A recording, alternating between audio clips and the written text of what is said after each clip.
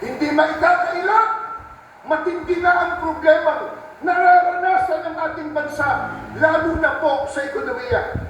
Hindi po ba yan ang dapat talagang unahin at bigyang solusyon, bigyang prioridad ng mga namumuno sa ating bansa?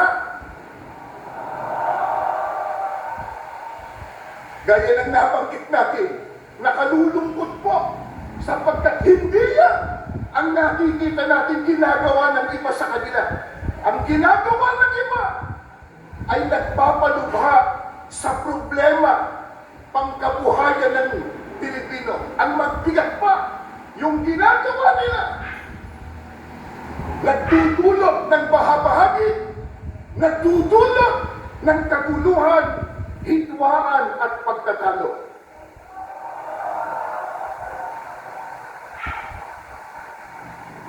Alam po ng lahat, marami ang naghihikahos. Marami ang walang trabaho. Hindi pwedeng ikailaya. Nasa statistika po yan. Isang araw lang, kahapon, iho ba? Inilabas sa isang survey na 63% sa mga Pilipino ang nagsasabi na sila ay mahirap ang pamumuhay. Yan pong statistika na yan. First, una, sa mahabang panahon, 63% nagsasabi, mga Pilipino, na sila po ay napakahirap ang buhay. Marami po ang salat na salat sa mga pangunahing pangangailangan. Pagkatapos, nakalulungkot pa, hindi matapos-tapos ang mga kalamidad sa ating bansa.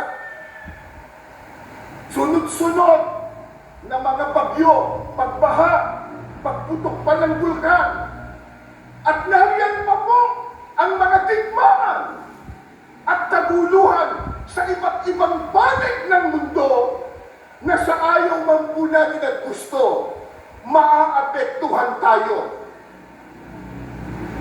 Ito po ang dahilan.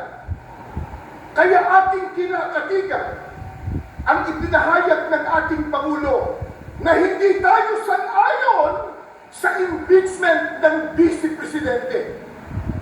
Dahil nakakaabala lamang yan, yung ganyang mga proceedings sa pagbibigay po ng solusyon sa mga problemang ating nararanasan.